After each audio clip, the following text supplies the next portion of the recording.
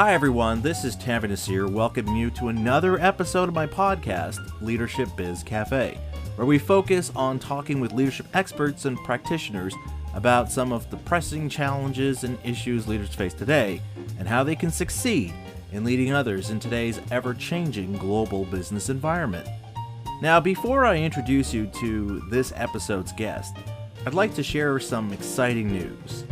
First off, my company, Tanver Nasir Leadership, has just launched a brand new website design that brings a sharper, cleaner look to the site, as well as showcasing my work as a leadership keynote speaker and corporate trainer.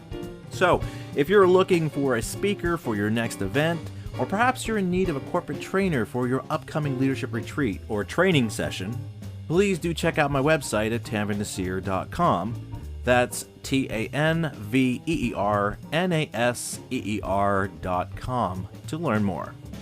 Also on this new website, you can now find a dedicated podcast page for this show, where you can not only stream all the episodes of my podcast, but you'll find a directory of all the show note pages for each episode of my show. There are also links to all the major podcasting platforms where you can subscribe to this show, so be sure to check this out on this new podcast page at tanvernasir.com/LBC. And speaking of new things for this podcast, I'm delighted to announce that Leadership Biz Cafe is now available on Spotify. I'm thrilled to have this podcast included on this streaming platform, and you can find a link to this podcast on Spotify on the podcast page on my website. So that's just some of the exciting things that we have going on, and we have even more to come in upcoming episodes, so be sure to stay tuned for those developments. And with that, let's meet my guest for today's episode. People can find talent, people can find resources, people can find products anywhere in the world. So you can't think like an incumbent, like it's 1985, and you're going to kind of hide and be mediocre and kind of slip through. That's just not going to happen. You know, one of the perks of my work as a leadership keynote speaker, corporate trainer, and leadership writer is that I get to meet and hang out with some truly exceptional and thought-provoking people, many of whom I'm grateful I also have the privilege of calling a friend. And today's guest definitely fits that profile. In addition to being a best-selling author, speaker, and entrepreneur, James Strock has also served in high levels of government office, where he has served as the founding secretary of the California Environmental Protection Agency and as the chief law enforcement officer of the U.S. Environmental Protection Agency. He has made appearances in numerous media outlets, including the New York Times, the Wall Street Journal, USA Today, and CNN. Recently, he released a revised and updated version of his book Serve to Lead, which he calls Serve to Lead 2.0, which he describes as being a 21st century leader's manual.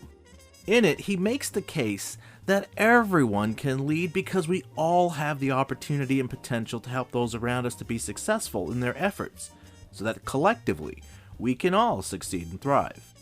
I'm going to talk to James about this idea and the concepts he shares in his book about how we can find our true calling in what James calls the golden age of leadership. So hi, James. Welcome to the show. Hello, Tanver. It's wonderful to be with you. Thanks so much for having me. Now, to start things off, I should give a little bit of disclosure here, if you will, that I've written an endorsement that appears in this book.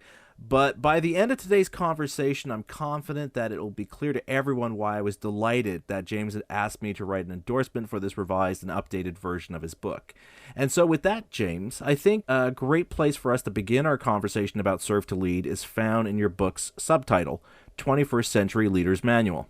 Now, I'm sure you've probably read or been a part of conversations discussing the nature of leadership and how there's this odd dichotomy of referring to leadership with these timeless, enduring qualities and why we can glean insights and inspiration from leaders from the 21st century like Nelson Mandela, Martin Luther King Jr., and so forth. At the same time, though, there is this recognition that today's leaders, or 21st century leaders, need to have things in their toolkits which pretty much even just a decade ago were considered a bit much. Things like developing our emotional intelligence and creating an organizational culture that doesn't simply empower employees but fosters a sense of inclusion and belonging amongst an increasingly diverse workforce. Now, I know you share in your book a concise definition of what leadership is, but James, could you help set the stage here in terms of what you mean by 21st century leadership? Sure. And Tanvir, again, I'm so honored that you have really become a part of this book. So thank you again for that. I think what I hope to do by focusing on 21st century leadership is to look in a very practical way at the differences of how things have to be done now to be effective compared to the very recent past. If you look historically, whether it's Gutenberg and the press, the modern printing press, or whether you look at the early 20th century with the tabloid press and the first real expansions of film and all this kind of thing, we're in a new phase like that with social media and the digital age. And each time this has happened, it's empowered more and more people and moved the possibilities of individuals making a difference to ever greater, higher levels. And that's where we are again. And I think as a practical matter, one thing Serve to Lead the book attempts to do is to sort out things that we tend to think are normal because we're used to them, that are really mid 20th century constructs that are pretty unique to that time. And it turns out that a lot of things we have to think about today, we can learn a lot from pre-20th century folks that were considered outdated for a while, let's say in the 20th century. So for example, there's a lot of Ralph Waldo Emerson in this book. Emerson tended to be quite often dismissed or forgotten in the mid 20th century. He's making a huge comeback now, being rediscovered by new generations because he represented in the 1800s, the 19th century, a very entrepreneurial way of living and working that is much more like we have to do today. So I think, to loop around to your thought that you brought out here, again, we can learn because of all our new capacities today from almost everybody else in history and pretty well get up to speed very fast on claiming the future. And, James, in your description of what 21st century leadership is, you detail 10 specific characteristics, one of which is engendering relationships with those around you that is based in love. Now, I've had other guests on my show that discuss this notion of love and leadership. My discussion, for example, with Tim Sanders in particular had a strong focus on this notion. But I'd like to ask you, as someone who's served in leadership roles both in the private and public sectors, do you think this idea of fostering relationships based on love through our leadership is gaining momentum? Certainly, there are 20th century examples we can point to as examples of exemplary leadership, but are we now getting to a point where every leader can begin to feel open to this and, in fact, recognize the benefits of leading from this vantage point? I hope so. And I think it's not only an ideal, but it's a very practical way to operate. I mean, the fact is that we are so interconnected today. Like, just look at us today. You in Canada, myself in the United States, we're working together. We might as well be in the next office, but we're kind of in the same office in today's world. And then when you add to I think the changing expectations of rising generations, the generation coming up after the millennials, as well as the millennials who are now hitting middle age, the elder millennials, as Eliza Schlesinger likes to call herself, they want more and more connection in all parts of their lives. So whether it's the workplace, the marketplace, they want connection. And simply looking at transactions is to miss half the point, and frankly, not likely to be very effective. Right. So I think it sounds, at first glance, I can understand when one talks about love in a lot of contexts, particularly in tough-minded situations in business or in politics, some people's initial reaction is to guard their wallet. But the fact is, it really is a practical thing. And what I think we're going to see, and we're starting to see, is a thirst to unite the spiritual and the temporal, not in a religious sense that excludes people, but in a general sense that can bring us together. So I think it's a very positive thing and a very practical thing. Oh, I totally agree. And It's somewhat of a sad irony that we're talking about the importance of love and leadership, and one of the reasons why I wanted to bring it up to you, because you and I share so much similarities and viewpoints when it comes to leadership, because I think for many of us, we are seeing that idea of love and leadership manifesting itself in terms of corporate social responsibility, right? That's become the new umbrella where a lot of organizations are realizing that there is a benefit to showing our ideal customer or our potential customers that we're not just after the upsell, we are after also showing them that investing in our product and our service, we are putting that to some good use. We're paying it forward to our communities. We're putting it towards clean water initiatives, towards eliminating malaria, poverty, what have you. But I think what we're not seeing that migrate towards in terms of love and leadership is towards the relationship, the dynamic between leaders, managers, and their employees. Where, for example, we see leaders of companies that are reaping massive profits, claiming that they can't afford to pay their employees a living wage. And in some cases, some of the worst cases we're seeing today, we're seeing leaders spreading divisiveness through fear and hate to push their own self-serving agendas. But I think that's why discussions like this are important, because it reminds us not only of those leaders who got what leadership is really about, but also how any of us can do and act differently when it comes to leadership. Well, you raised a lot of great issues. I was taking notes as you spoke there, Tanvir. Just a few quick reactions. One is, I think among your points is you can see, for example, you mentioned the environment and social and governance issues, which I've been deeply involved with. You see an increasing melding of public and private action, right? So, for example, particularly when governments have become, in many cases, ossified and they're crippled in bureaucracy or in also divided politics, like the United States, you see situations where, for example, in Hurricane Katrina, where the government had very tragic failures. You had Walmart, for example, become a key emergency responder. Unbelievable situation, and incredibly effective that people will not forget, and that bonded many people, which is particularly interesting because Walmart tends to be, for the most part, highly transactional, right? It's all about the low cost. That's it. But even Walmart, they got out there and created that relationship and were effective. Another reason, of course, that these companies are trying to create these relationships is to get the talent to come into the companies. These days, you just cannot get people when they have options unless they can see they're part of something much bigger. Absolutely. On the question you mentioned about sometimes there's a lack of alignment between the expressed notions of companies, and not just companies, but also a division between what they say and what they do, basically. And I think even there's reason for optimism because, for example, in the case of greenwashing, so-called, that you referred to, with a company that might have a bad record or not an exemplary record on the environment, but they're putting themselves out as if they do, that's never bothered me much because once they put those markers out there, they're going to be held to it. And they're going to have a problem if they don't meet them. So I view that as a very untenable situation that kind of company gets into. And bear in mind, I was head of law enforcement for the U.S. for the environment at one time.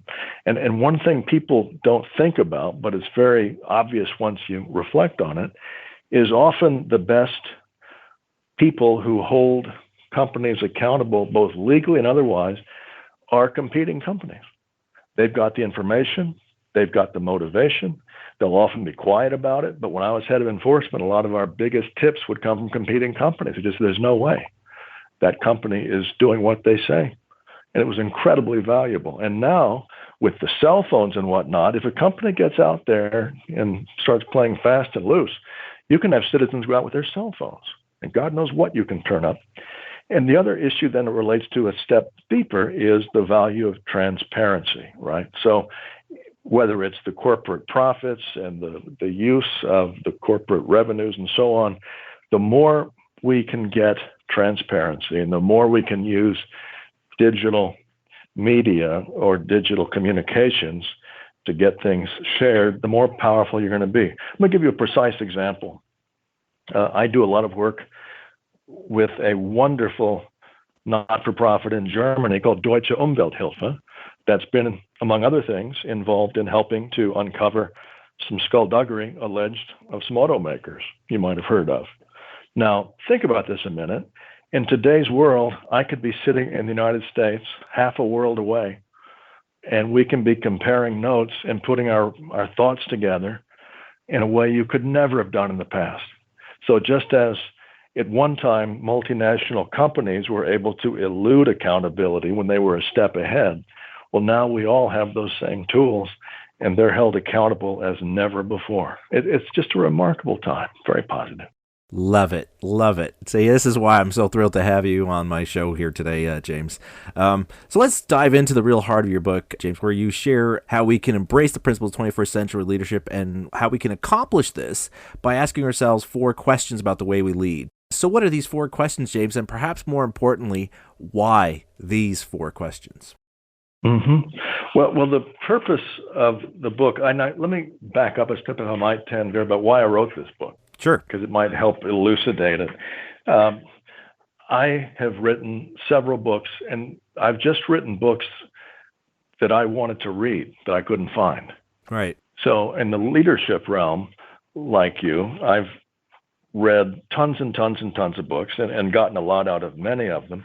There were certain things I didn't feel had been expressed in the way that I would have found most useful. So I said, well, you know what? I think I'm just going to write it myself. The point of the book is not for me to sit here and go, well, here is me.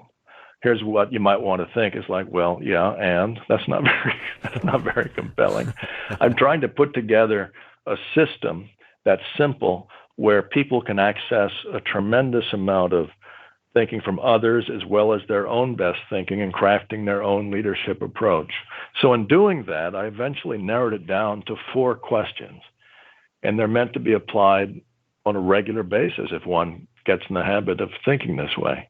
The first is simply to look at this in any situation, who am I serving? Now, that sounds so basic, and it is, but it's easy to forget. You know, we all get so busy, we get caught up in circumstances we didn't set up, and we can make things very complicated. But whether you're doing something on communications or management, returning it back to who you're serving and being certain that you're not inadvertently serving yourself and muddying things up through pride or habit or custom or just selfishness. Those things can clear up a lot. So the book there also talks about developing service maps to really update who we're serving, because we tend to accrete these things over time and may lose sight of who we're serving and why. The second comes directly out of that, and that's to say, how can I best serve in a given situation? It may not be obvious. I might think I'm really good at X, but the circumstances may not be looking for that. It may be for something different, but how can I specifically best serve? The third moves back a little more internal to say, am I making my unique contribution? You know, over time, if you're not contributing in the way that only you can do, and I would argue everybody has something that only they can do, if you're not doing that, you're not serving properly, and that's going to affect yourself and others, at the very least in terms of lost opportunity. And finally, and this question's evolved a bit, just to ask, what am I learning? Because one wants to be also thinking throughout at regular times, you know, how am I improving through this? What am I becoming? If I'm simply doing the same thing over and over and over again, that's not going to work, and that's not going to make anyone useful over time. And so hopefully that also becomes a factor and sort of an accountability for oneself. Okay, I'm trying not to rub my hands with glee here, James, because there's so many things I want to unpack here, because there's just so much great stuff. But to start off with your discussion, these 4 questions, there's something you bring up that really helps to coalesce things for me, and that is that as leaders, we need to evaluate our actions, our contributions, our efforts from the perspective of those we lead. That, as you write, it's their interpretations based on their goals and their needs that really quantifies how successful we are as leaders. And going back to our discussion about love and leadership, I think that this is that critical element that's missing, which is causing those growing antagonisms we see in both the private and public sectors when it comes to the dynamic between leaders and all those they are obliged to serve. Absolutely. Well, and without getting into partisan issues that are divisive anywhere in the Western world at the moment, every country I'm aware of among the former British colonial nations, I'm thinking of Canada, Great Britain, or United Kingdom, might not be united that much longer, Australia, New Zealand, United States. We all have these dreadful partisan divides that have become very personalized, the way they've been used by political leaders or I hate to call them leaders, politicians. I don't think they're leaders for the most part. Yeah. So in the United States, I don't need to give names, but we can all know who we're talking about. If you look at the last presidential election, what was so striking to so many people, and one reason that you had record levels of dissatisfaction, the highest measured in the polling era, just off the charts, with our two major presidential candidacies, is they were each viewed as supremely self-serving by massive numbers of the public. Right. Yeah. And the choice was one that became distasteful to tragic, depending on one's point of view. And it's a real issue. And a lot of these politicians today simply don't get it. And a lot of the public doesn't have reason to recognize that we're being divided by all these folks that have a stake in maintaining that system. They tend to think once they get to the top of it, that for all the weaknesses it had, it did produce the best person ever, that is themselves, and then they want to keep it.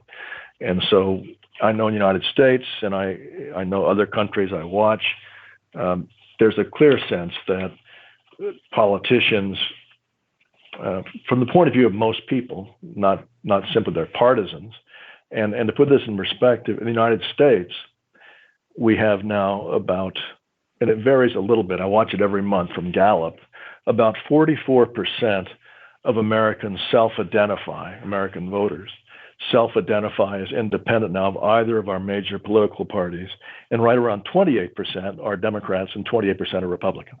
So you can see that tells you a lot right there. And our systems are still based upon a time when those two parties commanded the allegiance of the vast majority of the electorate, which is long over. So we have a pretty dysfunctional situation. But to where this all started, it's pretty clear that while they may have different presentational skills, so many of our politicians are pretty clearly serving themselves or a system and not taking risks to serve the rest of us. And the thirst for that to change, I know in America, is just profound, but the way to get there is going to be a difficulty. Right, and it's exactly what I noticed when I was reading your book and reading about these 4 questions, that a lot of that was because there was not a lot of intentional thought and reflection being put on, which seemingly look like and sound like simple questions, but I honestly, when I was reading it, I found like some of them, when you really think about it, are quite profound. For example, your question, are you making your unique contribution? I mean, talk about a question that gets you to sit up and pay attention. I really love this question, James, because it reflects many of the ideas I shared in my writing about leadership, that it's not enough to think about leadership is about hitting quarterly targets. Yes, those are important, but they're really, as Peter Drucker has often written and spoken about, they're really the byproducts of your real efforts, which should be about encouraging people to do meaningful work. And to be honest, in reading your book, it reminded me of something that I think about, which is that I think we tend to trip ourselves up because when we talk about work, it's often from that negative connotation of I have to do work, that I have to slog through this in the hopes that doing what I'd really love to do. But I think we need to view work as being quite literally something we need to work on, that this is something we have to push ourselves to do and be better at, which to your question means we're making our unique contribution, which, won't be easy, which is why it's work. But the journey of achieving it will be fulfilling. Mm-hmm. No, that's so well said. There's so much in what you said. I mean, one thing is, as you and I are keenly aware, and people who would listen to a podcast like this are deeply aware of, is that if a person is, say, 20 today, they've got to look to a future where their education will be valuable only as a means to learn how to learn, which is not to diminish it. It's much like that now. But the notion of getting school training to undertake tasks that one would then continuously perform for 40, 50 years, that's just not how it's going to work. They're likely going to have to relearn and retool, reset every 3 to 4 years. And that's not to be frightened of. It does mean a lot of our institutions will also have to adjust, including social insurance, all the rest, which was set up in the industrial era. But these are all doable things. We've done it before in history. In terms of meaningful work, you said it so well. I mean, work ought to be viewed as a sacred act. And we talk about one's calling. That's a religious or spiritual etymology of the whole notion of a calling. It's greater than oneself, and it's a unique achievement. It's also, again, very, very practical. It's like the love situation, and it's not some airy-fairy stuff. I mean, it's very down to earth, because unless you are making a unique contribution, A, you're not doing your best, and you're likely becoming irrelevant or less valuable by the minute. And you're certainly not going to be able to differentiate yourself or the organization you're part of as best in the world. And as we all know, I mean, look at the fact you and I are talking in real time across the world this minute. People can find talent, people can find resources, people can find products anywhere in the world. So you can't think like an incumbent, like it's 1985, and you're going to kind of hide and be mediocre and kind of slip through. That's just not going to happen. I love it. And, people who've listened to a couple of my shows are probably realizing that I'm grinning here because of the fact that you started your explanation about talking about learning and how we have to be lifelong learners, right? That once we leave school, it's not like, okay, well, now I don't have to learn anymore. No, you actually, if anything, your learning is now really is going to begin, because now it's on you to figure out, what do I have to learn next? What do I have to understand next in order to make sure that I'm continuing to contribute in a way that not only benefits my organization, but benefits me in terms of what I want to achieve with my life? And I like the idea that here you're talking about mediocrity and so forth, because in your question and your discussion in your book about that question of what are you learning, you talk about the importance of learning not just from our mistakes, but from our failures.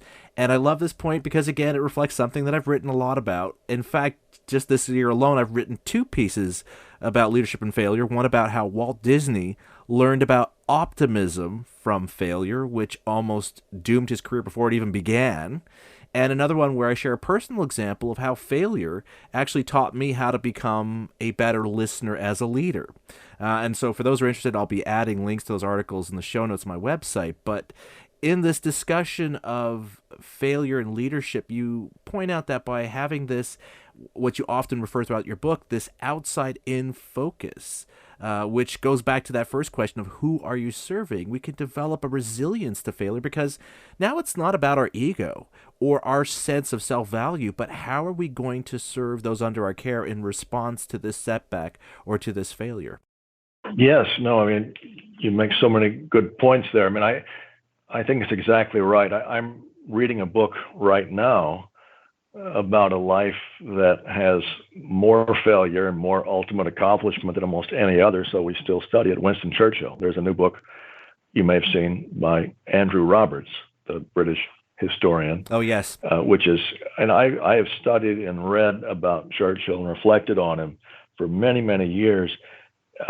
This book nonetheless adds tremendous value, because what Roberts does is to basically look at the entire life of Churchill, which had an awful lot of failures, from the point of view of Churchill's view of his own destiny and how he was able to overcome things that almost anybody else would have been crippled by or just skulked off and given up. And so the context of how one thinks about these things for resilience and one learns from mistakes are so key. I think, to your point, almost anyone of significant accomplishment has had spectacular failures that anyone could see or learn about quickly. I was listening today to Ray Dalio, who wrote that fine book, Principles, and has a new free book about the history of debts and finance. He's one of the top hedge fund managers in the world, and he lost everything 30 years ago. He thought he was riding high. In retrospect, he got ahead of himself, a lack of humility in his own recitation. He lost everything where he had to, and he was from humble beginnings. He wasn't working with the benefit of some really rich person who takes risks knowing that there's a backstop. He had a more normal situation that way. He was reduced to having to borrow money from his parents who were not wealthy just to keep his family afloat for the month, to decide whether he would come back or not. From that, he did come back, obviously, and he developed a way of doing business that was totally retooled because he was able to learn from his mistakes, as you say. And I can't think of anyone at a high level that hasn't done something like that. A good lesson for all of us. It also goes to one more thing. You've got a scientific background, among other things. And I think one of the benefits of that for leadership, if it's used correctly, is an experimental mindset. I mean, if you're Thomas Edison, you're not going to sit there and go, oh my God, this week was a total failure. I failed on 30 things.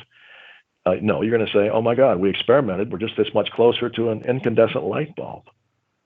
That's a matter of framing one's encounters with reality in a way of crafting the narrative of one's experience to make it be of service to others as you apply it. Absolutely. And to your point about the scientific mind, it also applies in terms of when things are going well, right? That you don't sit on your laurels and you're always like, okay, well, things are going well. How can we tweak it? How can we improve it? And yes, sometimes that might lead to, oh, whoop, that didn't work out. And then you just go back and reset to what was before. But you still learn something. You understand, okay, it's more valuable to the people I serve if I offer this or if I do that. And so then that shapes. For example, James, you and I, before we started talking for the show, I had mentioned to you how, in terms of the format for this podcast, initially I had in my mind, because online you read a lot of articles when you have a podcast, you should try to keep it under 30 minutes, make it nice and short. So a lot of the conversations I'd have with my earlier guests tended to be very short, concise, to the point. But then I had one guest, and we got into such a delightful conversation. It went well past the 30-minute mark, and there was so much good stuff. I said, let's just leave it. Let's post it, see how people respond to it. People respond to it well. Okay, was that just because of who the guest was or because of the content, because we were able to dive deeper? So I did it a few more times, and sure enough, those episodes were well received by my audience. So it demonstrates that even in terms of whether it's failure or even in terms of you have this, things are going well. They're not great, but they're going well. You're comfortable. There's still opportunities for you to learn, to explore. To your question of what you are learning, how can I improve? How can I be better? How can I better serve the people who I'm trying to provide a benefit? In this case, this podcast, where I'm trying to figure out what would add even more value to my audience, and even why some of these episodes now, the newer ones I'm putting out now, I'm starting to tweak the format, the structure, just because I want to see what resonates with my audience, what's going to make them feel they're enjoying this more, they're getting more value out of these podcasts. So again, here's a real world example of applying the very things that James and I are speaking about today. And I think it's brilliant, and it's likely to continue to evolve over time as long as you keep that mindset of serving, because you're going to get all these inputs from people you're serving. Who knows what that may lead to? On the other way around, if you were to say, I'm really good and I really enjoy doing it this way, well, who are you serving there? You'd be serving yourself. It's that simple, right? And that's dangerous. And the other thing we all know is that I think it was Peter Drucker who pointed out so many things we still live off the insights of and learn from, that there's nothing more dangerous than, and he's speaking of companies here, like 40 years of success. Well, it could be much shorter than that for an individual.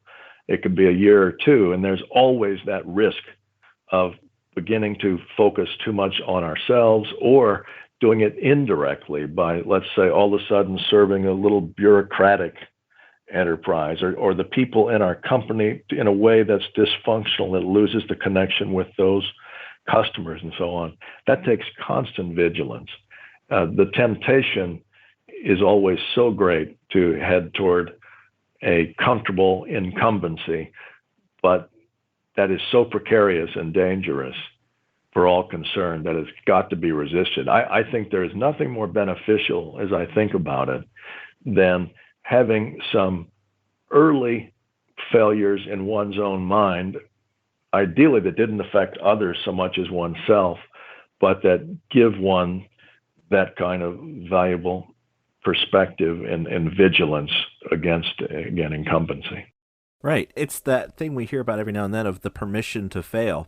But we have to first give that to ourselves, because if we're relying on other people to give it to us, it's still going to be, when that moment comes, we're still going to have that moment of feeling it's, on us. And I think that's why I love these 4 questions that you share in your book, because it really does take your ego out of the equation, because it's really about, what am I doing right by the people I serve? I mean, you will do initiatives that won't work out. They won't have the result, the desired response that you were after. But for the most part, I could say 98% of the initiatives that we take on, none of them are so unforgivable. They don't lead to such disastrous results that they're actually going to cause someone harm. It's just going to not have a pleasant response, or it'll get like no response. And that reaction tends, especially if it's a no response, that tends to hit us more in terms of our ego than in terms of us being a leader. Because if you're a leader and you get no response, you shrug it off and you move off.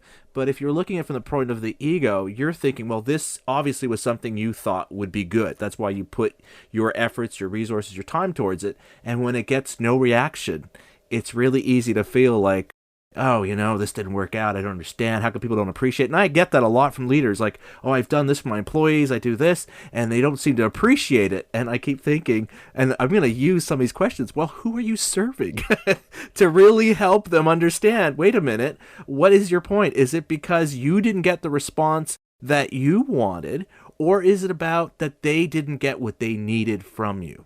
Yes, I think it's well said. And it points to the fact that if people were to leave this podcast or to leave the book with one thing, and I always ask for any situation, what's the one sentence you're going to leave with?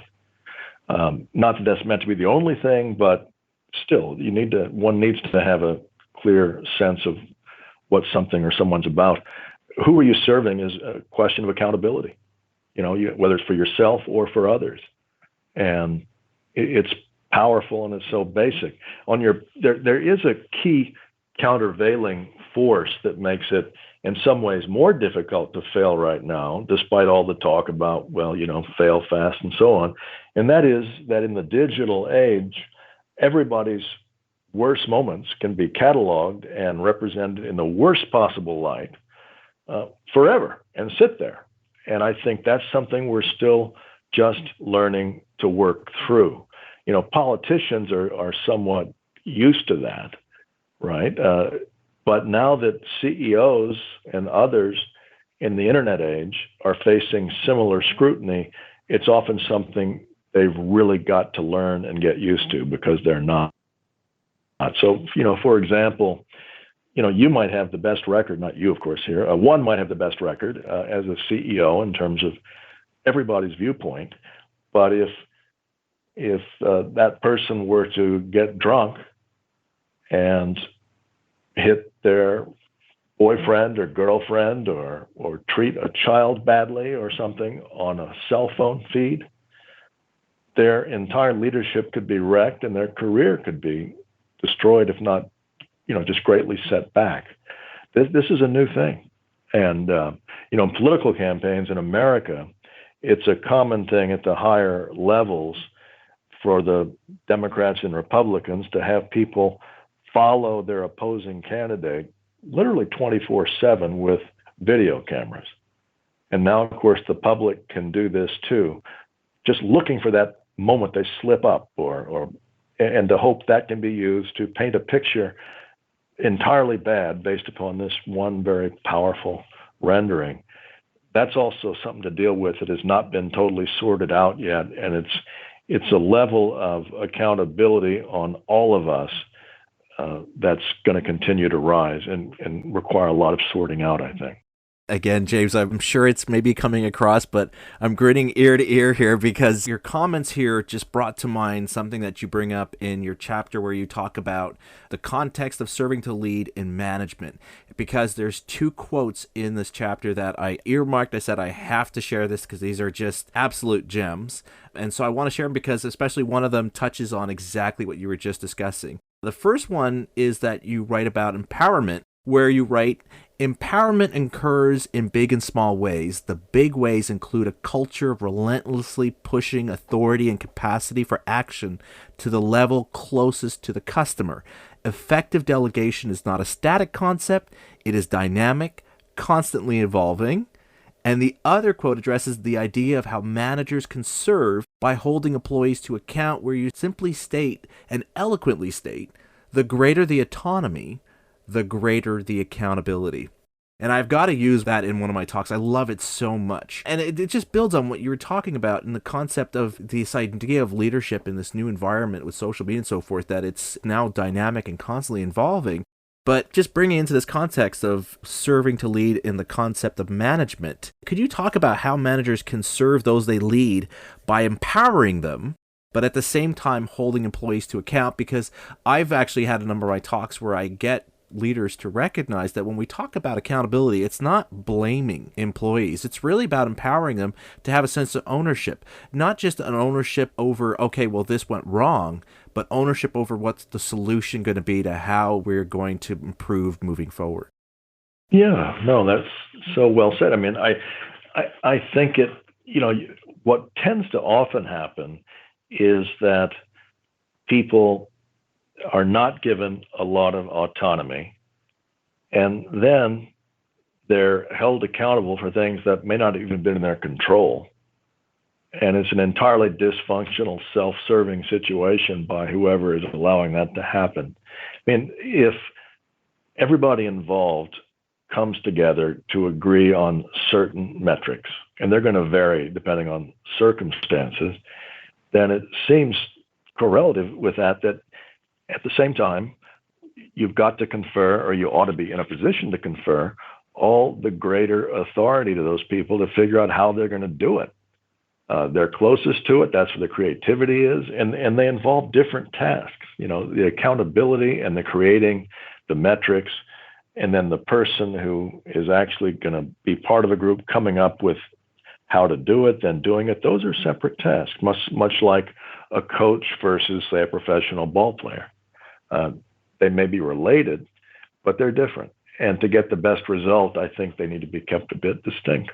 Right. And speaking about this chapter where you advise managers on how they can serve better their employees, there's this great section I love where you talk about managers should focus on the things that only you can do. That if you're doing something that you could delegate to an employee, that you're not offering your unique contribution as a leader. And I think these 4 questions you provide really help leaders to recognize not only the power of delegation, and with it, the ability to get more ownership and authority, but also how doing so is actually mutually beneficial, because you're allowing both the employees and yourselves as leaders to truly become that better version of who we can be in that role, because we're bringing the best of ourselves to every touch point in the work that we do. Yes, and what you lay out so well is, as you know, a recurring practical issue with people who are new to management tasks, right? Because they're often promoted based upon a technical skill or a repeated practice. And then they're said, okay, you're so good at that. Now we're going to make you the manager, as if it's like a reward or something. It's automatic. And without proper training and vetting, it can be a total misfire, because the role of the manager all of a sudden is to bring out the best in others far more than like an entry person learning their own capacities and being self-focused to a necessary extent. And there's then the temptation, amid all the uncertainty of it, for a person simply to try to repeat what they've done, not recognizing that while they're the same, their task isn't the same. Their service is not the same. So far from the comfortable replication of familiar ways of thinking and acting, being safe, it's very dangerous and hurts everyone and can lead to a problem very fast, often does. Right, exactly. Okay, James, I want to jump to another section of your book where you look at these 4 questions in the context of effective communication. And again, there's another wonderful line you write here that I'd like to share, which is focusing on those you are serving rather than yourself is the greatest single factor in effective communication. Everything else is built on this foundation. And I love how in this chapter from your book, you point out how to answer that question of how you can best serve in terms of effective communication is by actually listening to those you serve, which, as I've shared in many of my talks, most leaders actually don't do a very good job of. In fact, there are numerous studies done by various organizations that show that this is one of the biggest issues employees have with their leaders, that they don't feel like they're being heard and understood. Well, it's interesting because, and you and I and others in our field do a lot of communication. That's a lot of what we do, right? We're in some sense, you are an educator throughout, and others of us, that's at least part of our role as an educator. And you see the great danger and the fear. What people are really afraid of is embarrassing themselves, like giving a speech or something, which is reasonable. But it's a trap they got to get out of because it shows a sort of terminal self-consciousness that ultimately is self-serving, no matter how they intend it or how they think of it, from the context of those they ought to be serving. I'll give you a quick anecdote about 2 communicators and the difference it makes about what you're saying at a very practical level about listening to those you want to serve. Richard Nixon, our disgraced but incredibly consequential politician who ran for national office, I believe, 5 times, right, on tickets, and he was successful 4 of them. And he was known as a very effective speaker. And that often overcame people's views of his other limitations, in fact. And Nixon gave some advice to Ronald Reagan when Reagan, who became known as the great communicator, was starting up a bit in politics. And Nixon, they were the same basic age, but Nixon was far similar, having been elected to the vice presidency before he was 40 years old. And Nixon told Reagan, he said, when you go to give a speech to a group, just don't even have dinner in the dinner part. Just come on like dramatically when it's time to give your speech and you'll wow them and so on. Reagan listened to that and just thought, no, he didn't do that at all. He did the opposite. Reagan would get early to the events, which most speakers would not do. He would hang out, he'd go to the pre-cocktail party or something, he'd be listening to people. He'd be at the dinner also, observing and seeing what interested people. So when he talked, he could connect at a much deeper level. Nixon would impress them with Nixon's knowledge, but Reagan would also be responding to something deeper and more topical about what the people actually cared about. And I think that may seem like a minor thing, but I think it expresses a lot, and it helps us understand why Reagan was historically effective as a communicator in a way that Nixon wasn't. Yeah, absolutely. And, again, when I was reading that story, it actually reflected my own experiences because that's one of the things I like to do as well. I like to go and meet some of the people, and that moment gives you such good material. I remember, for example, when I gave a keynote in Chicago, and I took the L train from the airport to my hotel, and I noticed how before we left, the conductor would get on at the front of the train, and he started saying something, and I could not make out what he was saying. Then he would walk to about the halfway point, and he would quickly repeat the same message. Because he was kind of closer to me, I could make out what he was saying, and then he left the train, and that was it. And I asked people in the audience, I talked to people before, and then I asked them if they had a similar experience. Some of them had heard it, others hadn't because they were listening to music or they were working on something on their laptop, so they weren't really paying attention. But a number of them had noticed this exercise. So when it came up to this point in my talk where I was talking about communicating effectively, I shared with people this conductor's behavior, and I asked if they knew what he was trying to say. Most people said, it's probably a safety thing. And I said, no, that's not at all what he was saying. The message he was trying to impart to us was, on behalf of the Chicago Transit Authority, I would like to thank you for taking our public transit and to helping to reduce congestion in our city. That was his message. But because he had done it in such a mechanical, detached fashion, it really didn't land. And notice how most of you hadn't noticed that he was trying to basically express appreciation for you being on the train to come into the city. And so here's a moment where he could have had a wonderful touch point to make us come into his city feeling welcomed, feeling appreciated for us making this effort to help the everyday commuters have one less Uber or taxi or what have you clogging up their roads because we're opting to take this transit that's being offered. But it was lost on so many of us because of how it was delivered. I could not have given that moment had I not taken the time to talk to people to see, did anyone else experience this, or was that just my experience, at which point you wouldn't relate to it? And because I shared that story, I saw so many people smiling at that story, and all those people going, oh my God. And afterwards, a lot of them are saying, you know what? I'm going to take the train. I'm going to look out to see if he does that on the way back. You can't have those touch points unless you actually make the effort to reach out. And the reason I shared the story, it had nothing to do with me. I mean, I had the same experience with this conductor as the rest of them had, but it was really about how this little example that they experienced can help them better understand when I'm trying to communicate to my employees. Am I actually listening to what it is they need to hear from us? And am I delivering it in a way where it's really going to have the impact they need to have, as opposed to me just saying it and I'm thinking, okay, well, I told you, so you should have understood what I was trying to tell you. You know, what a wonderful story. And of course, you could have been working the entire week before at the world's greatest pre-planned presentation, and you might have never gotten anything close to the connection it sounds like you achieved by listening and being attuned to your audience once you were there.